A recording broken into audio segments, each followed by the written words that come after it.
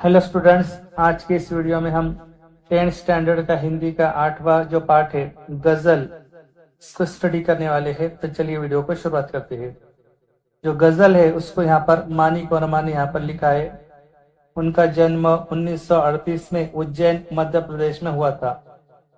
परिचय: हास्य व्यंग के सशक्त हस्ताक्षर मानिक वर्मा जी वाचिक परंपरा में प्रमुख स्थान रखते हैं।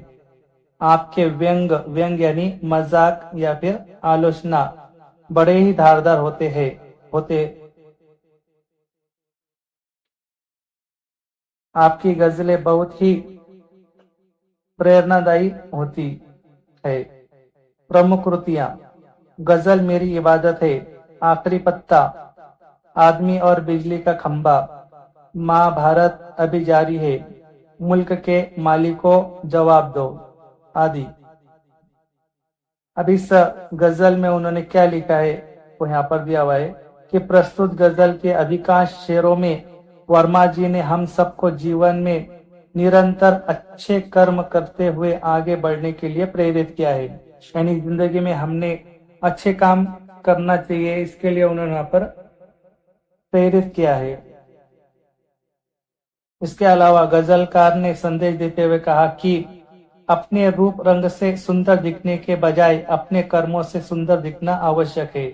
यानी सिर्फ रूप रंग सुंदर बनाना नहीं चाहिए, इसके बजाय अपने को जो भी अपने कर्म है, अपने जो विचार है वो सुंदर होनी चाहिए, ऐसा यहाँ पर कवि का कहना है। तो यहाँ पर गजल शुरू होती है। आपसे किसने कहा स्वर्णिम शिखर बनकर दिखो, शौक दिखने का है तो फिर नींव के अंदर दिखो। यानी यहाँ पर कवि कहते हैं कि लोग समाज में शिखरों के ही समान सम्मान पाना चाहते, परंतु वास्तव में देखा जाए तो इन शिखरों से अधिक महत्व है उन ईंटों और पत्थरों का जिसके कारण ये शिखर बने हैं। आगे कवि कहते हैं शौक दिखने का है तो फिर नींव के अंदर दिखो। यानी नींव की ईंटों ने गुमनामी के अंधेरे में रहना स्वीकार न किया होता तो इन शिखरों का अस्तित्व ही न होता। यदि हम समाज के लिए कुछ करना चाहते हैं तो हमें प्रशंसा और वाहवाही का लोभ त्याग कर नींव की ईंटों के समान कुछ अच्छा और सुदृढ़ काम करना चाहिए। आगे कवि कहते हैं चल पड़ी तो गर्द बनकर आसमानों पर लिखो, गर्द यानी धूल, और अगर बैठो कहीं तो मील का पत्थर दिखो। यानी यहाँ पर कवि कहते हैं चल पड़ी तो गर्द बनकर आसमानों पर लिखो। आपके द्वारा किए गए अच्छे कामों का प्रभाव और चर्चा हर तरफ हो, और यदि आप मंजिल की ओर बढ़ते हुए मार्ग में कहीं बैठ जाते हैं तो आप मील के पत्थर के समान बने, और अगर बैठो कहीं तो मील का पत्थर दिखो। मील का पत्थर जिस प्रकार एक पथिक को अपनी मंजिल की ओर बढ़ते समय सहायता करता है, उसी प्रकार कार्यशील न होते हुए भी आप दूसरों की मदद करें। आगे कवि कहते हैं सिर्फ देखने के लिए दिखना कोई दिखना नहीं, आदमी हो तुम अगर तो आदमी बनकर दिखो। यानी यहाँ पर कवि का कहना है कि ईश्वर ने हमें मनुष्य जीवन दिया है और हमारा केवल उद्देश्य सजना संवरना नहीं है, सुंदर दिखना ही है। हमारे में अच्छे काम करने की भी वहां पर इच्छा होनी चाहिए, और जो मानवीय गुण है, श्रेष्ठ मानवीय गुण, उसे हमने अपनाना चाहिए। आदमी हो तुम अगर तो आदमी बनकर दिखो। यानी यहाँ पर कवि का कहना है कि हमारा कोई भी काम ऐसा न हो जो मानवता के दायरे से बाहर हो। समाज में सभी के प्रति हमारा व्यवहार ऐसा हो कि सारा संसार हमें एक अच्छे मनुष्य के रूप में जाने। आगे कवि कहते हैं जिंदगी की शक्ल जिसमें टूटकर बिखरे नहीं, पत्थरों के शहर में वह आईना बनकर दिखो। शक्ल यानी चेहरा। यहाँ पर कवि कहते हैं कि हमें ऐसी शख्सियत बनना चाहिए कि कैसी भी प्रतिकूल परिस्थिति क्यों न हो, हम विचलित न हो, बिना टूटे बिना बिखरे हर परिस्थिति का डटकर हमने सामना करना चाहिए और हमारा जो भी लक्ष्य उसे प्राप्त करना चाहिए। आगे कहते हैं कवि कि हमें प्रत्येक मानव से सहानुभूति रखनी चाहिए। यह तभी संभव हो सकेगा जब हम उनके हर दुख तकलीफ को समझेंगे। जैसे कि मोमबत्ती का धागा सदा उसके साथ रहता है, उसके साथ जलता है, उसी प्रकार हम दीन दुखियों की पीड़ा को समझेंगे तो उसे दूर करने का यथासंभव प्रयास करेंगे।